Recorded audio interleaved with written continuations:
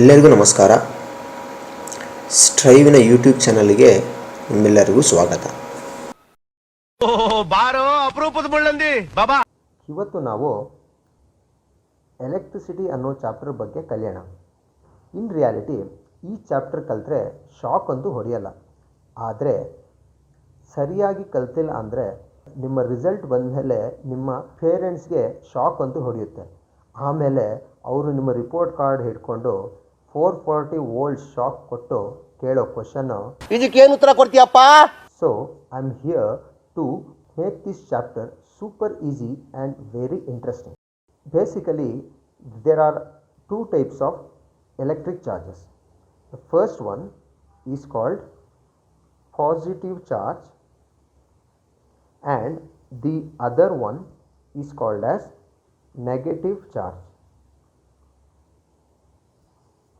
Okay, so idruddu ಇನ್ನೊಂದು ಹೆಸರು protons ಅಂತ, ಆ್ಯಂಡ್ ಇದ್ರದ್ದು ಇನ್ನೊಂದು ಹೆಸರು ಎಲೆಕ್ಟ್ರಾನ್ಸ್ ಅಂತ.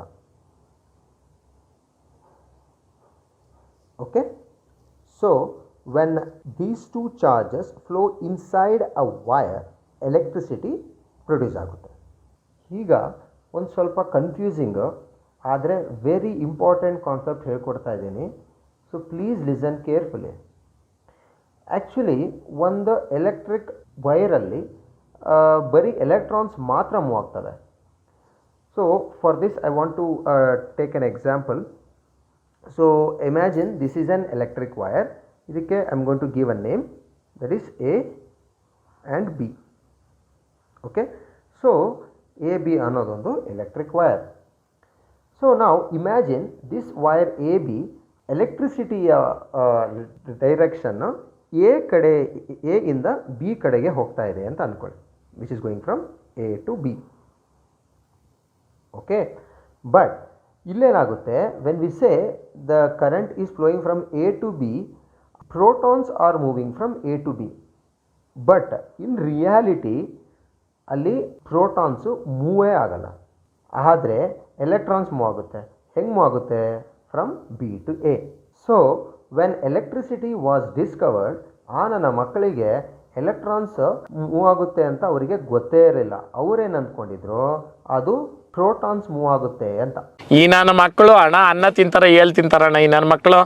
So since then, wrong representation of the direction of current was implemented. ಅಂದರೆ ಸಿನ್ಸ್ ದೆನ್ ಕರೆಂಟಿನ ಒಂದು ಡೈರೆಕ್ಷನ್ನ ಅವರು ತಪ್ಪು ರೆಪ್ರೆಸೆಂಟ್ ಮಾಡೋಕ್ಕೆ ಸ್ಟಾರ್ಟ್ ಮಾಡಿದ್ರು. ಸೊ ಇವತ್ತಿನವರೆಗೂ ನಾವು ಅದನ್ನೇ ಕಂಟಿನ್ಯೂ ಮಾಡ್ತಾ ಬರ್ತಾ ಇದ್ದೀವಿ. ಇದಕ್ಕೆ ನಾವು the conventional direction of current flow ಅಂತ ಕರಿತೀವಿ. ಅರ್ಥ ಆಯ್ತಾ?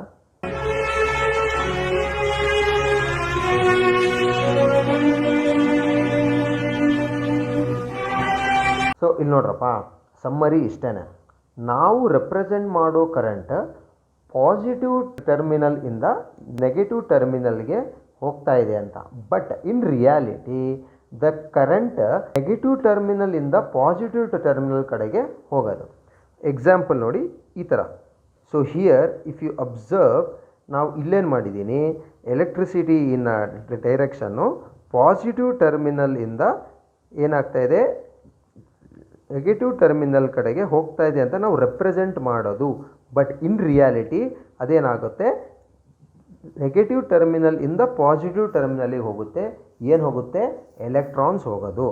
ಅದಕ್ಕೆ ಇನ್ಮೇಲಿಂದ ನಾನು ಯಾವತ್ತಾದರೂ ಎಲೆಕ್ಟ್ರಿಸಿಟಿ ಮೇಲೆ ನಾನು ಒಂದು ವಿಡಿಯೋನ ಅಪ್ಲೋಡ್ ಮಾಡಿದ್ರೆ ಅಲ್ಲಿ ನಾನು ಡ್ರಾ ಮಾಡೋ ಸರ್ಕ್ಯೂಟ್ ಡಯಾಗ್ರಾಮ್ಸ್ಗಳಲ್ಲಿ ನೀವು ಅಬ್ಸರ್ವ್ ಮಾಡಿ, ನಾನು ಪಾಸಿಟಿವ್ ಟರ್ಮಿನಲ್ ಇಂದ ಕರೆಂಟ್ ಹೋಗ್ತಾ ಇದೆ ಅಂತ ನಾನು ರೆಪ್ರೆಸೆಂಟ್ ಮಾಡ್ತೀನಿ. ಬಟ್ ಇನ್ ರಿಯಾಲಿಟಿ ಅಲ್ಲೇನಾಗುತ್ತೆ, ಕರೆಂಟು ನೆಗೆಟಿವ್ ಟರ್ಮಿನಲಿಂದ ಪಾಸಿಟಿವ್ ಟರ್ಮಿನಲ್ ಕಡೆಗೆ ಹೋಗುತ್ತೆ. ನಾವು we will try to understand the definition of electric current.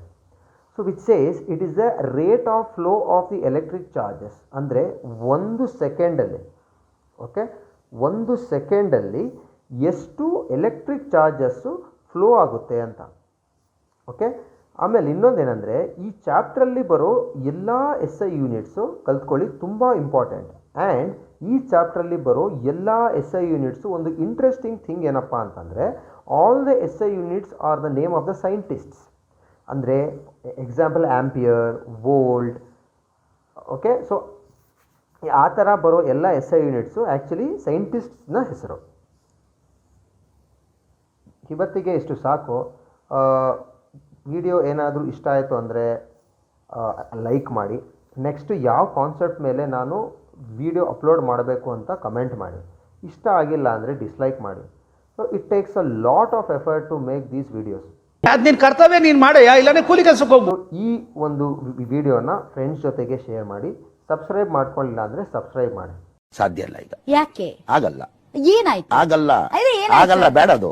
ಯಾಕೆ ಬೇಡ ಸರ್? ಇದೊಳ್ಳೆ ಬೇಡ. ಆಯ್ತಲ್ಲ ನೀವು. ಆಗಲ್ಲ. ಮತ್ತೆ ಭೇಟಿಯಾಗೋಣ. ನಮಸ್ಕಾರ.